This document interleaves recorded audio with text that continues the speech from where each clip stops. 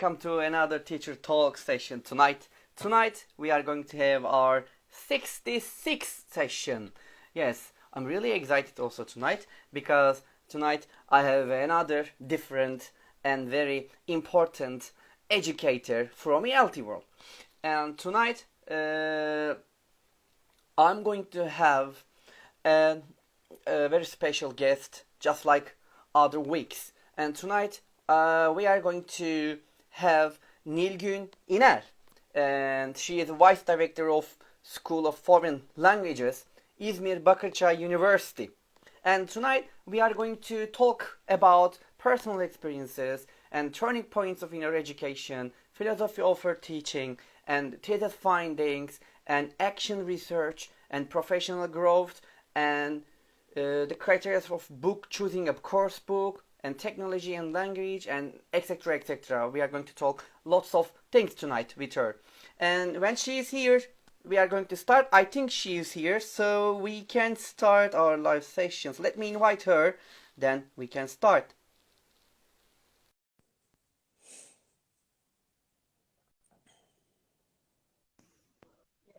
Yes. Hello, Nilgün Hocam. Hello. It's great to see you here in the teacher talk session. And Thank you. It's great to be here, and I'm super excited. yes, we are all excited. And so before we starting our live sessions, I would like to say thank you to accept my invitation to teacher talks. And so it's really great to have you here.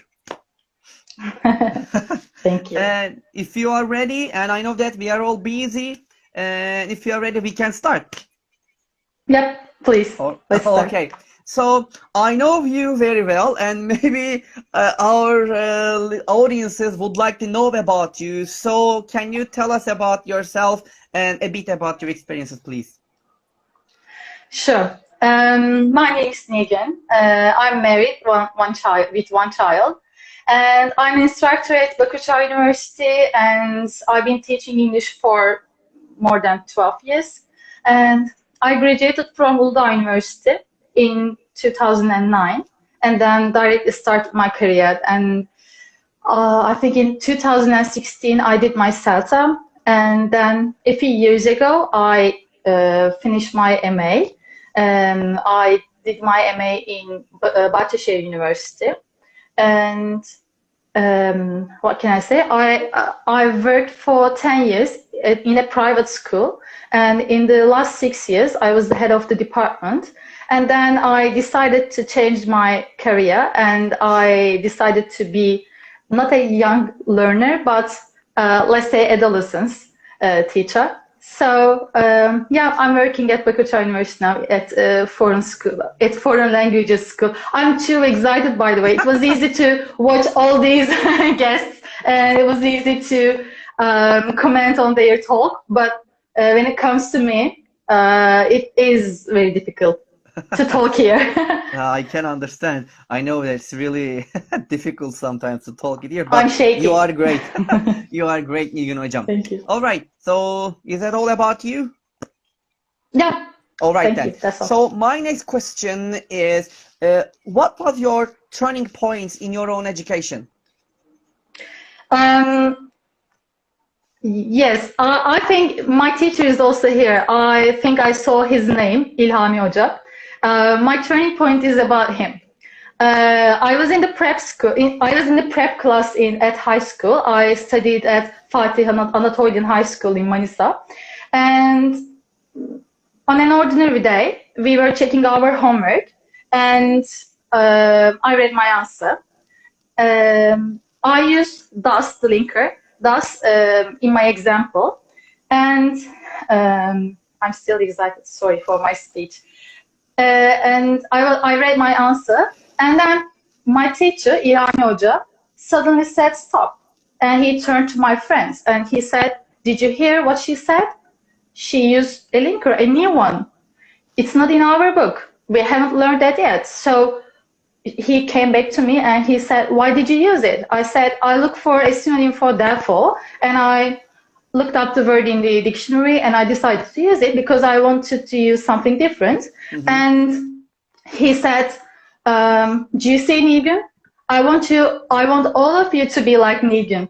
Be creative, do something different, try to do something different. Don't use the same things all over." And I felt that he didn't appreciate my answer, my English, but he appreciated my creativeness, my effort. I mean, actually, my soft skills were kind of promoted, and it wasn't even 21st century yet. So after that homework check moment, I was encouraged to do more. I was encouraged to use more different words. So it's a kind of turning point for me, because I'm still interested in soft skills. I still care about my students' soft skills more, and I still appreciate my students' effort more than their academic success. So it's my turning point. Thank you, İlhami Hocam. If you are here, if you still listen to me, thank you. Thank you very much. And also thank you to share this moment with us, Nilgün Hocam. Okay. You're welcome. So, and I want to ask another question, which is, I mean, like, about the philosophy of teaching. So, what is your philosophy of teaching, Nilgün Hocam? Yeah, a difficult one. I want to answer this in two different ways. As a teacher, I believe that our philosophy should be this: we can't answer all the questions. We don't know all the answers. We can't know all the answers, actually, because we are also learners, and learning is a lifelong process. So we should accept that we are learners. So as a teacher, my philosophy is this. And I mean, think about the learners. Learners are professional learners. I mean, our students are professional at this field. So first of all, we need to teach them when they are young learners. We need to teach them how to learn. If they learn how to learn in the beginning, you don't have to teach them, because you can't teach anything. You can just create opportunities for students to learn something. So if we teach them how to learn, then we can create more opportunities, more and more, and then they can learn anything throughout their lives. Even in the classroom, or even after the classroom, they can continue learning. This is my philosophy of teaching. I see. Thank you very much, Nilgün Hocam, for this philosophy of teaching for us. And Nilgün Hocam, I know that you have an MA degree in ELT. Can you tell us about your thesis statement and what was it on? Yeah, my study aims at investigating teachers' emotions, written in teacher researchers' action research accounts. So thank you. I read more than 75 accounts, I mean reflections, let's say, and 50 out of those 75 accounts, I included some teacher emotions, implicit and explicit ones. And I came out with very interesting findings, and yeah, I studied the teacher emotions. I see. Okay, thank you very much. And as if it is okay, can you share some of your findings? Of course, I would appreciate it because I love my study. I was very involved in my study. So I can easily say that it was. I love my findings. Let's say in the beginning of my study, I decided to my supervisor and I decided to work on 3 phases: before action research, during action research, and after action research stages. So I found that before doing research in the classroom, teachers felt mostly negative emotions such as concern, anxiety, nervousness, overstress, confusion, uncertainty, hesitation, anger, unhappiness, etc. There were a few positive ones as well. And during action research, their emotions started to become more and more positive. And in the end, after finishing their research in the classroom, they all felt positive emotions. So that was great because all the emotions were like enthusiasm, interest, inspiration, energy, curiosity. What else? I took my notes with me, not to forget them. Great. Like confidence, certainty, courage, belonging, safety, empathy, proud. And the best thing is, for example, the negative emotions were mostly about this. They were student related, workplace related, colleague related. But in the end, most of the emotions, positive emotions, were related to themselves, self-related emotions. And I came up with a conclusion. It showed me that if teachers feel negative emotions, then if they do action research, they, in the end, they feel positive ones. Let's not say negative ones, but some transforming emotions and empowering emotions. It's a journey from transforming emotions to empowering emotions. And my second finding is related to the first one. If you do action research, in the end, you have positive feelings. It means that it transforms you into a better teacher. I mean, in terms of your well-being, it contributes to your well-being. So action research has two benefits. One, PD, it helps your professional growth. And the second one is your well-being. It helps you to be better, feel better. I see. Thank you very much, Nilgün Hocam, for this useful findings. So we can clearly say that action research contributes both to teachers' well-being and professional development.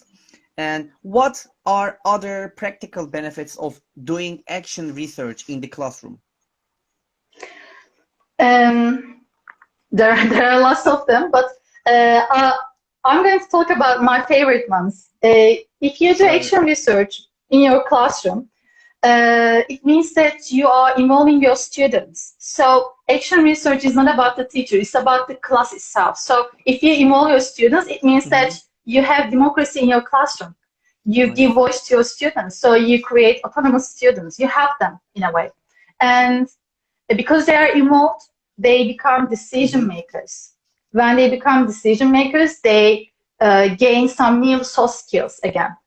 And because you do a research and because you inform your students about that, your students know what they are doing. They know that they are involved in a study, and then it gives you it gives them an objective to use English. So it has lots of benefits. In your PD, about solving a problem, and you know, problem solving is one of the best skills in 21st century. Yes. So they become problem solvers and decision makers. So it's best for the students to do research in the classroom. They help themselves actually, and you learn from them. I see. It's very, very useful and very interesting findings. Thank you very much, Nilgün Hocam. Yeah. By the way, there is a question. I don't want to miss it. Let me show you. Can you see it? Zeynep asked the question. Didn't you have a job concerns before you choose being, I think it says, being, let me look, being a teacher? What kind of concerns? Yeah. I usually have concerns about everything before I start them. I think everybody has some concerns before they have a job. Before becoming a teacher, I had some concerns like, am I going to earn a lot of money? After being a teacher, I had concerns like, am I really teaching? Because everybody thinks that they are going to be great when they graduate, and I believe that as well. I believe that I was a great teacher when I graduated from university, but then it turned out to be that I was not. Then I started to have concerns about my teaching. Then I started to have concerns about my students themselves, because when you get to know them better, you have more and more concerns, and they never stop. I am still concerned about my job, my students, my teaching. If you're not concerned about your teaching, then it means that you're not growing professionally. So it's something good actually. But in the end, I'm not talking about being overstressed all the time. You should be concerned about everything in your job, in your field, but then you have to think about the ways to transform it into something better. then you should start thinking about new concerns and you need to transform them as well. I see. All right. Thank you very much, Nilgün Hocam, for this answer. I think that Welcome. the answer is useful for Zeynep. Okay, so let's move to the next question. And ready for it? Yeah, I'm Okay. waiting. So, my next question is about the professional growth. And what do you suggest to the teachers for their professional growth in this pandemic period? Yeah. First of all, I'm proud that I can see 28 people watching us. Now it's 29. Thank you for being here. It means that actually everybody here knows what to do for professional growth, because if you are on a Monday night, if you're watching something about ELT, if you are reading something about ELT, if you rewatch this session, if you follow some blogs, then it means that you are growing professionally. But in the pandemic mode, we have some different opportunities as well. Yes, we had lots of webinars. I attended them as well. But it's not always about watching and listening to the other people, even authorities. It's sometimes inside you. I would suggest reflective practice or reflection. Reflection is probably but reflection is a kind of a set of questions you need to ask yourself after a lesson. It may be thinking about your lesson, it may be a checklist, it may be the record of your lesson. You can record yourself. And the best thing about pandemic period is that before the pandemic mode, we didn't like recording ourselves in the classroom and rewatching us because it's very boring to watch ourselves. But during online education, we had the opportunity to record our sessions, our lessons, I mean. And then the good thing about these records is you can watch yourself again. Maybe you can take some colleague with you. You can watch together. You can take notes. You can stop your record and you can criticize yourself. And then you can reflect on your practice. And then you can do more. I mean, for example, you teach, then you self-assess yourself, and then you consider what went wrong, what went well, and then you practice, and then you teach again. So it's a cycle. So I think it's one of the best ways for professional growth. And another thing about pandemic period, we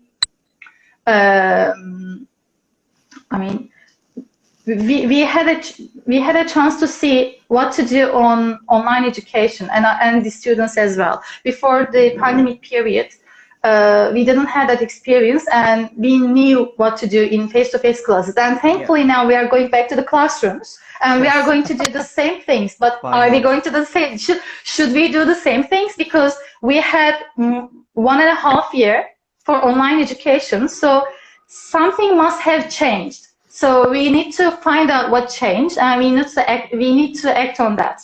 So these are the immediate things to do before starting the face-to-face lessons. I see. Thank you very much. And by the way, the reflection part is very different and very interesting because most of the time, when we talk about what can the teachers do in this pandemic period, probably we say they can watch webinars, they can attend lots of online seminars or etc. Yeah. But reflection is really really important thing that you mentioned here. It is. Thank you very much. Thank you. You're and welcome. let's move to another point. As you know that we are going to start our schools and all the schools, I mean especially the private schools and maybe the universities or other courses, they are going to choose a course book and maybe they can't decide which course book should they choose for their school or courses or whatever. So in this case, what are your criteria or what can you suggest to them for choosing a course book?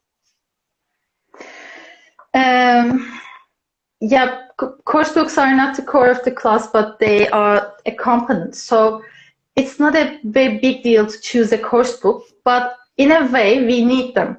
So first of all, our course books, our decision should rely on the pre-decided objectives of the class or of the school. I mean, if you have a curriculum, then you need to look for a course book that covers the objectives of your curriculum. And then for example, you checked it and you came out with two course books. So you need to compare them. What are you going to look for? Probably they will have the same order of the subjects or the structures.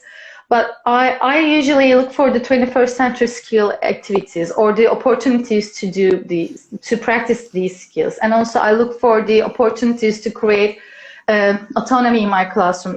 I look for the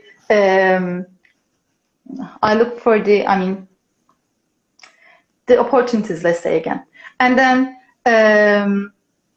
because we live with technology, a good course book should come with a good LMS system, a good reporting system. Actually, it's about the needs of the school, needs of the learners. We need to sum up. We need to look for the objectives of the curriculum. We need to look for the needs of the learners, and then we need to check if the book covers them. I see. Thank you very much for these suggestions, Nilgün Hocam. And someone made a comment. I think because of pandemic, teachers also upgraded themselves because before pandemic, teachers using the traditional methods of teaching. I see. Okay. Yes, we started to look for some alternatives. I agree with you. Thank you very much. And so let's move another question which is related to technology. And you know that we are all kind of addicted to technology. We can't live, I think, without technology. Yeah. So in this case, what is the place of technology in language teaching? Actually, there is no need to discuss the place of the technology, but we need to think about in what way we need to use it. I like using technology for collaboration. For example, Mentimeter, the very simple example. You can use Mentimeter in 2 seconds. I mean, not 2 seconds, but let's say 2 minutes. You can have a word cloud all together in the classroom as a warm-up. So technology can be encouraged to be used in this way, I guess. There are lots of ways to use it, but what do I want to emphasize? The collaboration part. I see. That's the point. Okay. Thank you very much, Nilgün Hocam. So next question is going to be related with L1, which is using the mother tongue. So what do you think about the role of L1 in English classes? Is it a total no, or do you support the use of L1?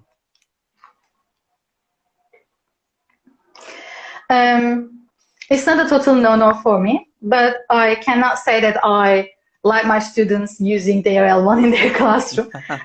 So as a teacher, again, let's think about in two aspects. For teachers, I think it's not a no, I think, because sometimes we feel that, for example, we have a vocabulary item and we try to use our body language, we try to show some pictures. If we prepare the lesson, if we have a chance to prepare the lesson beforehand, it's not difficult. But sometimes the student asks a word in the classroom and he needs or she needs to know the answer immediately, and you think that it will take time to explain, say the Turkish word, or if you're in Turkey, or your mother tongue word. Or when it's a structure, and if you think that it will take a long time and the students will not understand it very well, and the L1 version is very simple and it will not destroy the atmosphere, the English atmosphere, use the Turkish one or the mother tongue one. So for the teachers, this one. For the learners, sometimes we go too far. For example, I remember that in middle school, in high school, we had those money boxes in the classroom. Every word was like 25 cents or kuruş, let's say. I think it's too far because, for example, you let your students work on a project and they come together as groups and they create something beautiful, and somebody says kalemini verir misin? So I think it's not a big deal because the objective there is creating a project. They are working, they are doing something great. Don't destroy that moment. So I think we can let students use their L1 in small moments, short moments, but If they use it as the medium of instruction, of course not. We need to explain them in English, and we need to encourage them to use English. But just small talks, that I think they're acceptable. I see. Thank you very much. I totally agree with you in this point. Yeah. Sometimes we need to let the students or ignore they are using L1 in the classes with a short Sometimes. period. Yeah, sometimes, not always. Okay, thank you very much. So I really wonder what are you going to say about these questions, because every educator says different things, and we really sometimes funny things and sometimes very interesting. Here is the question. If you could have one superpower to use in the classroom, what would it be and how would it help? My favorite question. Watching all the sessions, I I always look for the answers for this question because I enjoy them. And my favorite one is my favorite superhero is obvious, so my answer is obvious as well. I want to be Doctor Strange. I want to be the time bender and the phone grabber. And I have some time management issues. My friends know it well, and my students kind of know it well too. So sometimes I want to make the lessons longer and sometimes shorter when I'm tired. So I want to bend the time. And I also want to, for example, if I'm monitoring this part of the classroom, I want to grab the things over there if they are playing with their phones. So yeah, I want to be Doctor Strange. And he is cool. Yeah, that's very interesting and it's very good one, Nilgün Hocam. Thank you. All right, so Welcome. My next question is about the students and the colleagues. And here is the question. Can you define who we can call a difficult student or a colleague? I'm going to define a difficult person, student or colleague or friend, a person with a fixed mindset. If your students have fixed mindset, or if your colleague, it becomes impossible to convince them. It becomes impossible to help them grow. So first of all, we need to find, or we need to help them how to help them with finding the way to have growth mindset. Because when they have fixed mindset, for example, think about your students, think about your effective filter. If they have fixed mindset about learning English, then usually your methods, your effort, they don't help. But if you first change their mindset, then everything comes after each other. And it is the same for the colleagues. It's really difficult to work with some these kind of colleagues. I see. Thank you very much, Nilgün Hocam. Thank you.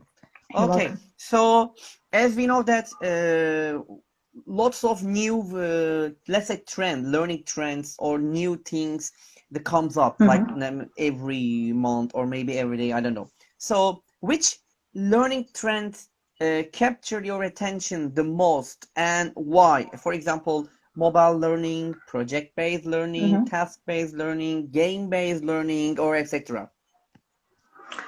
I think all, but my favorite is TBL, task-based learning, because it's not as long as project-based learning, but I mean, it's applicable in your classroom.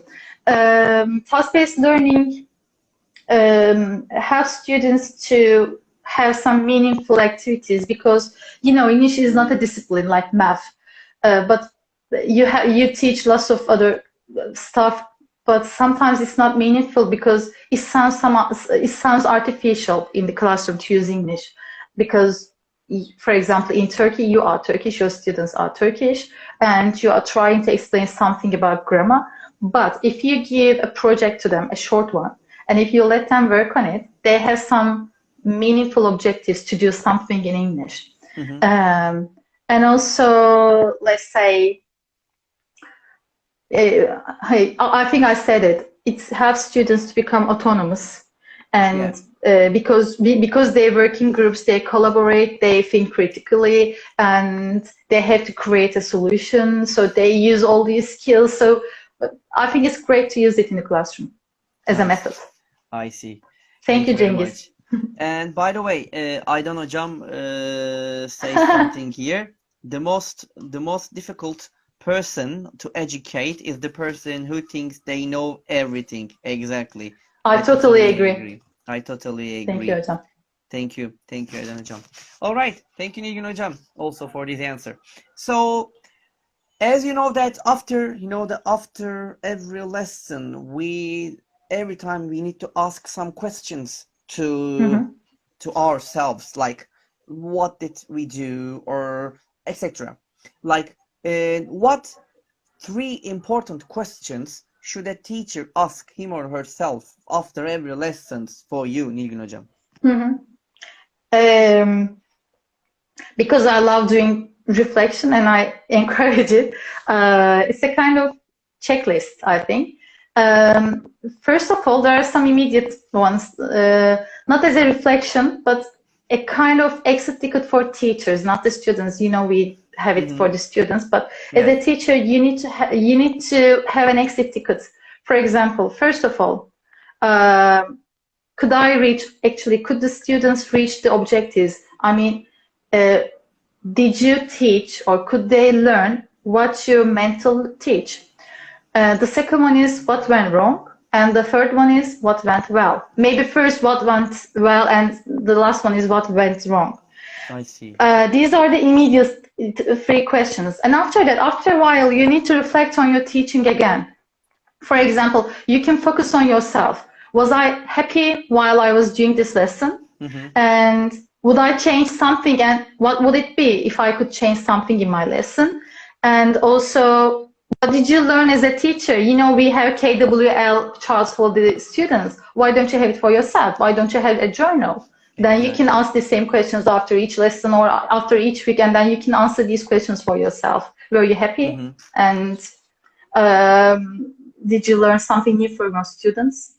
Yeah, I these see. are the questions I I would see. suggest. An important questions, an important one. Thank you very much, Nilgün hocam. Mm. So Okay. this question is also a little bit related with you because you are working as a vice director at the university. Uh-huh. So here is the question. How can the directors of the schools motivate their teachers and stop teacher burnout? Yeah. There's a prescription, but first of all, let's start with motivation. Motivation is not something from outside.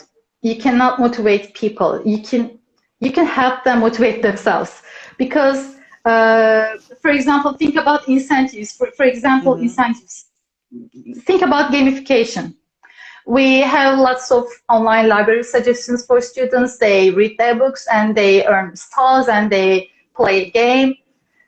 Because they play a game, it's a kind of meaningful activity, but it doesn't work. For example, think about your children, if you have children. If you say, for example, I'm going to buy you some candies or chocolate if you eat this, if you do this, it sometimes works, but mostly it doesn't work. So it is the same for the adults. The teachers are not motivated by some gifts and presents and some dinners. Mm-hmm. We don't. So what should happen? For example, the PD units, not the director. Directors should work with PD units. The PD units need to learn what the teachers need. Maybe they can start with some smart goal activities. Mm-hmm. Once the teachers set their goals, then they can try to gather their demands. I mean, the PD activities should start with bottom-up demands, not top-down ones. I We see. usually see that, for example, the directors at school say, not my director, mine is perfect, but the directors at school say Wonderful. that we provided lots of opportunities. We sent you that city and this city, and we sent you that seminar, and we provided a car for you. We bought the tickets for you. So you did it. I didn't ask for it. So I need to ask that from my director, and they need to listen to me to learn what I need. Except for this, of course, there's one more thing. You know, as language teachers, we are kind of different from the other teachers. Sorry, math teachers, but the English teachers are more special. Not special, but we have lots of things to do. Because, as I said before, English not a discipline. It's a way of teaching everything. So, for example, I need to know math, I need to know social studies, I need to know science, I need to know art and I need to be better. I need to be good at art. Exactly. Mm-hmm. So all of them requires time. I need to time to get ready for my lesson. I need lots of visuals, and you know, everybody knows here because they are all English teachers that we have lots of photocopiable things and the cutouts. So it means that, for example, if you have 20 hours a week, you need 20 hours more to get ready. So the directors should understand that language teachers are a little different in this part. So I mean, some relieved work schedules would motivate us, the directors. Not mine again. I'm serious. I love mine. So, but I'm happy that I work with really good, really humanistic, let's say, directors. But I hear very bad examples, let's say. So I'm talking about them.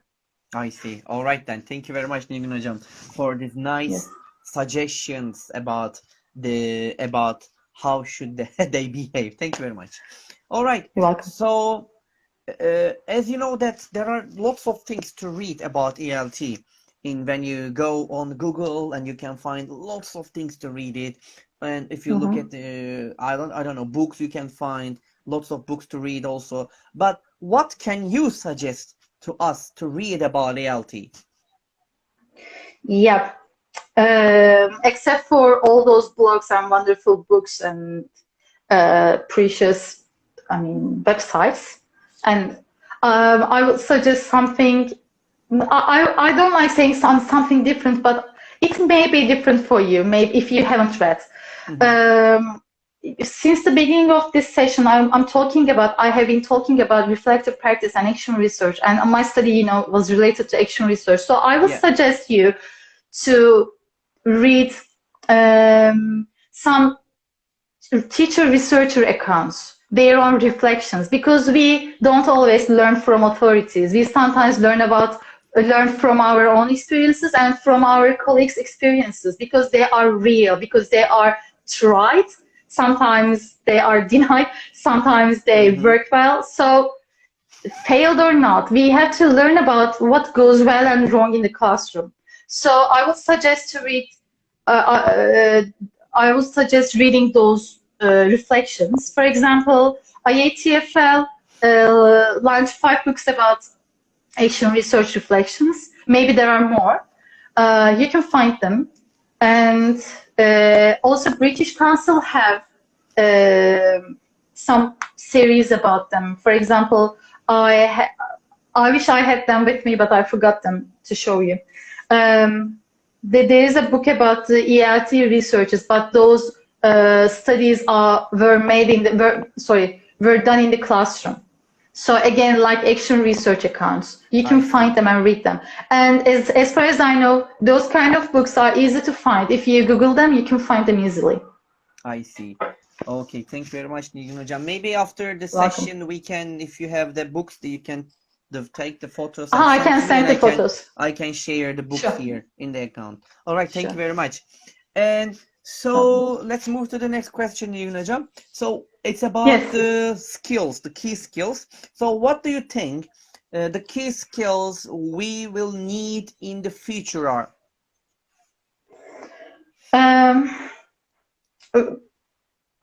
You know, everything changes every year, but thinking about these years, I believe that hard skills will stay the same. For example, analytic thinking, it will still be precious. But think that, but I think employers will change the future. They are changing. The leaders are changing the future. Think that you are an employer and you have 2 candidates. So their hard skills are equal. Then you start to, when I read the studies, I learned that they start to look for some soft skills. For example, what are they? Let's say 4C plus: problem solving, storytelling, leadership, flexibility, and let's say information literacy in terms of media and technology. I think these skills are the most precious. They are going to be the most important ones in the future. And they are now. Thank you very much, Nilgün hocam. By the way, only two questions left to ask. You know, the time flies really, and it's really great. So let's start. Let's go move to the next question. So the question is, what are your favorite three, or if you would like to say more, it's up to you, websites to suggest using in teaching? One is Cambridge.org ELT blog, that's where you can find lots of practical ideas to use in the classroom. The second one is Cambridge English.org, learning. I think there's a hyphen English. I can send you them as well. Yeah, I can share and them. it also, yes, Cambridge English.org English hyphen English, learning hyphen English. It has lots of videos with staged videos, I mean, according to CFR. And also another website, but an application. Probably you get tired of them, but my favorite, I'm going to suggest my favorite, Nearpod. I started using Nearpod during my MA degree, so I love using it with my students. So I would suggest those two websites and Nearpod as an application. Also Nearpod, I really like the application also. It's wonderful, Nearpod. Thank you very much, Nilgün Hocam. And by the way, I will share what books Nilgün Hocam mentioned here and also what websites she mentioned here. I will share them after the session. Okay, and the last question, and the most difficult one. Ready for it? Yeah. Okay. What is your motto? Okay. I have lots, but I'm going to mention the education-related one. Okay. A person who never made a mistake never tried anything, said by Einstein. This is my motto. A person who never made a mistake never tried anything. It's really great. So you mean if we really tried something to do it. So if you want to get successful about something, so we should try it. Yeah, it doesn't matter if you fail. You can fail 100 times. Aydın Hocam said that the most difficult ones are the ones who believe that they know everything and they can do everything. If you say that you are done, yes, you are done. You cannot learn anything new. You cannot go forward. You cannot go beyond. But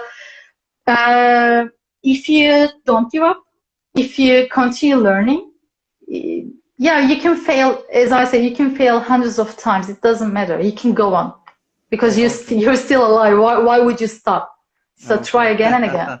Okay, thank you very much, Nilgün Hocam. Thank you, my friends. I'm reading the comments as well. Yeah, thank you for your support. Yeah, thank you very much, all the dear comments. Friends. Wonderful. All right then, so it's all for today. But before ending our live session, Nilgün Hocam, would you like to add anything to our session? Yeah, yes, Nilgün Hocam. I'm still so excited, and I think I have watched all sessions so far. So I'm the 60th one. So maybe you know that. Maybe I don't know if I should explain it, but I'm married to Volkan. So I would like to say something about this. When Volkan Hocam started these sessions like 1 year ago, more than a year. More than a year, yes. Like 15 months ago, I kind of didn't support him because I thought that everybody's trying to do live sessions, and he was very enthusiastic. But if you know him well, if you're a friend to him, you will probably understand me that he is enthusiastic about everything about his job. So he loves his job. But sometimes we have a kid and it becomes very difficult in the class, not in the classroom. It becomes very difficult at home. And doing those sessions were, it was difficult for us. And yeah, I didn't support. I didn't encourage him. But a part of me always envied him. And yeah, he never gave up, as you said, Nilgün Hocam. Despite me, he never gave up. And then I saw that these sessions were helping the teachers and also himself. And I was also benefiting from those sessions, and I loved it. So I started to catch up with all the sessions, and now I'm here in the 66th session, and I'm very proud to be here. And I'm very proud of my husband, Volkan Hocam, for doing these sessions and for being a very enthusiastic teacher. And because I know he is a good teacher, he is a loud one, and he loves his students very much too. Thank you. So I just wanted to add this. And I'm sorry, I'm also reading the comments. And I'm not going to be very cruel about the guests afterwards, because I learned that it is very difficult to be here. Yeah, I talked too much. I started with like 17 people, then it went to 31, more than 30 people, and now it's around 20. I think it's time to stop the session before it comes down again and again. No problem. It's okay. You can talk. This is your session, Nilgün Hocam. So we're really, happy to watch you now. Thank you. Okay, thank you very much. I'm really happy about your comments and a little bit shy about it, but it's okay. Thank you very much. All right then. So that's all from Teacher Talks tonight, as you know that. And Nilgün Hocam was with us. It was a really great honor to have her here.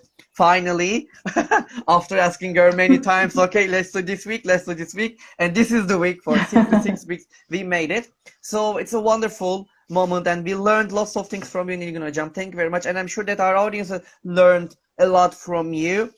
And so that's all for Teacher Talks tonight, and we are going to be here next week on Monday at the same time on the same day.